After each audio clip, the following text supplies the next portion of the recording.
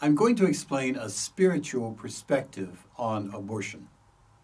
This perspective has nothing to do with pro-life or pro-choice stands. It is not humanistic and it is not materialistic. It is not religious. The perspective is an understanding based on the fact that we are eternal spiritual beings having a physical experience together. Ignorance about our nature as eternal human beings is resulting in unnecessary, distressing discord and violence. I'm going to refer to the mind in this explanation, meaning who we are as individuals. All of our thoughts, feelings, personality traits, memories, and everything else that we are is part of the mind. Mind means the same thing as spirit. To begin with, nothing in the physical realm is spiritual. The physical realm is just scenery for the play. We are the minds who are the actors in the play. The scenery has been created for us to use so we experience the drama that will enable us to grow in Earth School. The body and the physical world are just inconsequential scenery that will eventually be torn down and discarded to make way for another play. When people focus on the physical realm rather than the other individual minds struggling with them in the play, they are being materialists, meaning they're focused on the material world, the scenery. They are materialists regardless of their religion or status given to them in a religion. Anyone who values the physical world's scenery over the minds of the individuals in Earth School is a materialist. Killing is a physical realm activity that changes the physical realm's scenery. It can be abhorrent to us. It can result in unspeakable tragedy, causing inconsolable grief. But killing doesn't have the meaning in the spiritual realm that it does for people in the physical realm. We, as eternal spirits, cannot be harmed or killed. As Swami Vivekananda said, nothing can harm the spirit. The sword cannot pierce it. Fire cannot burn it. Water cannot melt it. Air cannot dry it. We are that spirit that cannot be harmed. Killing in itself has no effect upon us as spiritual beings, even though it can be terrible as we experience it on the earth plane. We continue to live regardless of what happens to the body. The reason for the transition that we call death is that we must stop using the body in the physical realm when we're ready to go to the next period of our eternal development. Everyone must transition from Earth School to graduate to the next period of eternal life. To do so, we have to stop using the physical body. So we have what we call a passing, or crossing over, or death. It's just a life event like being born or growing into puberty. But why this kind of ending? Why not have the body just disappear when Earth School is over? The reason is that on the earth plane, everything that happens must have a reason. It's part of the play. Light and warmth come from a sun. The body originates from conception and grows in a woman's womb. The heart pumps blood to sustain the body. The body is sustained by eating and drinking. On the next plane of life, there is no sun. The environment is always lighted and warm. There's no need for bodily organs. There's no need to have a body formed in a womb. And there's no need to eat to sustain the body. But on the earth plane, we have to have a reason for everything. So when the person goes on to the next stage of eternal life, the body has to stop function and be left behind. That ending becomes the reason the mind of the person is no longer operating on the earth plane. The individual using the body begins this Earth School experience by choosing a body incubated in a woman's body. The body an individual chooses to use in the physical realm is created through the material process of a sperm and an egg coming together to form a zygote that becomes a fetus. The fetus grows into an infant body. The infant body grows into an adult body that can be used by the individual mind to have experiences and grow in Earth School. There had to be a reason this body is available for the person to have Earth School experiences. Having a baby suddenly appear under a cabbage leaf or being brought to the parents by a stork would violate the causes and effects in physical laws that make up Earth School. The body has to come from somewhere. However, the mind of the individual is never in the physical body, all mixed together, like what happens when blue and yellow paint are mixed together to become thoroughly combined into a new color, green. The mind uses the body as part of the scenery, but is outside of the body. Read my book, Your Eternal Self, or watch one of the YouTubes on experiential reality for the proof that the mind is not in the brain. The body is entirely physical. It's part of the scenery. No part of it is spiritual. It is like the body we have in a dream. In a dream, we see, hear, touch, smell, and taste. The characters in our dreams have characteristic bodies we see, hear, and touch. But they're not real.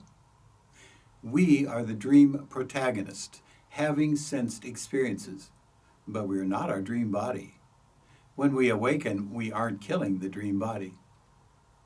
So when does the mind of the individual start to use the earth body? There's no time when the mind enters the body. It never enters the body. The mind of the individual knows about the body that will be created as a fetus long before the point of conception. The family the person is born into is part of the individual's plan. And so the individual's mind is a participant in the creation process long before conception. Read Rob Schwartz's Your Soul's Plan to understand this. So if the person doesn't enter the body, when does the individual start using the body? The individual's mind begins to have experiences using the body of the unborn child at any time. The individual is always aware of and engaged with the body from before conception. At times, the individual has experiences using the body, even before birth. They're called pre-birth bodily experiences some people claim to recall. But they're only experiences the person's mind is having. The mind is not in the body, even as a fetus. It is using the body for experiences. The individual using that body accepts the limitations of the physical realm at any time, including as a fetus. The individual obeys the rules for that stage of development and that physical condition. The rules are what Tom Campbell calls the rule set. A person's rule set will include gender, stature, health, physical abilities and limitations, and all the other characteristics the eternal self agrees to assume for the Earth School experience. The eternal or higher self is always healthy, whole, and aware, independent of the rule set the individual accepts during the pre-incarnation planning. A Down syndrome individual has an intellectually alert, fully developed eternal mind, but accepts the limitation of Down syndrome for Earth School. People come into conditions like this for one of three reasons: to learn lessons, to teach other individuals lessons, or to have an effect on society or humankind. But the limitations are only part of the play. The actor is the eternal mind that has no disabilities. We've been able to communicate with the eternal minds of profoundly mentally disabled people, even those who cannot speak on the earth plane. In a book I co-authored with psychotherapist Al Botkin, we describe the case in which a father in therapy was able to speak with his living, profoundly mentally disabled son, still living on the earth plane, who had never learned to speak, but he could speak to that eternal self. Sonia Rinaldi, the Brazilian instrumental transcommunication researcher, has recorded the voice of a nonverbal autistic girl who never spoke. The eternal mind using the body is whole and healthy. So there is never a time when the individual enters the fetus or becomes human. The eternal mind is always with and aware of the development of the body, from the parents planning the events leading to conception through the end of the body in the so-called death process, but never enters the body. They, on the other side, do talk about a parallel spiritual birth celebration at the same time as the physical birth. That's only a symbolic gesture. Life has begun for the body in the individual on the earth plane in a symbolic way. Since the mind never enters the body, and nothing in the physical realm is spiritual, what happens to a fetus is of no consequence. Nothing can harm the individual who might have used that body. If there is an abortion or stillbirth, the individual who would have used that body will use some other body, at times with the same family. Nothing can harm the mind or spirit. Sword cannot pierce it, fire cannot burn it, water cannot melt it, air cannot dry it. An abortion does nothing to harm the individual who would have used that body. The fetus simply doesn't come into physical maturity for the individual to use on the earth plane. The individual just goes on to plan another body to use on the earth plane. However, if the mother loved or regarded the child that would have been born but was aborted or stillborn, that individual who did not use the body in earth school is born on the spiritual plane and grows up there at the same rate of growth as he or she would have living on the earth plane. We have many, many instances of parents and siblings having afterlife reunions with their children, not carried to term or stillborn, often to their delighted surprise. And these children growing up on the next plane of life are able to communicate with loved ones now.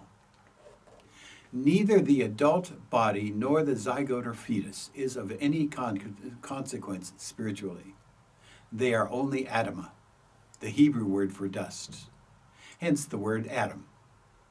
Genesis 3:39 reads, "You were made from soil, and you will become soil again." That's true of the body. It is not spiritual. It is a temporary, mundane avatar used by the mind, which is eternal and indestructible. The mind uses the frail, inconsequential body as it wishes, when it sees fit. Just as waking up doesn't kill the dream body, having a body or a fetus cease to be part of the scenery of the physical realm doesn't kill the individual. Then what of the right to life advocates who insist abortion doctors are committing murder? They're defending the dust. Regardless of their lofty words about spirituality, they are focusing on the material realm of dust, just as much as the materialists who believe life after death does not exist, so the end of the brain is the end of the existence. However, in their zeal to maintain the body, they lose sight of what is of spiritual consequence in the contention over abortion. Anyone who brings anger, hate, contention, and violence into the dialogue causes suffering among all involved because they believe the body in the physical realm is more important than the spiritual well-being of the people caught up in the controversy. When the antagonists in the abortion debate engage in angry, hateful, violent speech and actions, they are doing spiritual harm to humankind by creating a world of anger and violence. They're affecting themselves, the people around them, the woman and the family involved, and the global consciousness. They're diminishing the spiritual growth toward a loving, compassionate humankind. The primary concern should be the woman at the center of the contention. At that time in her life, she needs understanding, compassion, and love, not judgment, shame, and threats. One woman said she felt like she was the battlefield in a war she didn't start, when what she needed was understanding and compassion, not judgment, shame, distressing photographs, and dire religious warnings. What is of consequence with a pregnancy is the love people have for the woman and for the individual who would grow up using the body, not the body. Let us end the controversy over abortion that engenders anger, hate, judgment, separation, and violence. Negative activities, thoughts, and emotions result in spiritual damage to the people involved and humankind. Let us instead bring into all interactions concerning a pregnancy of any kind, under any circumstances, spiritual understanding, love, and compassion.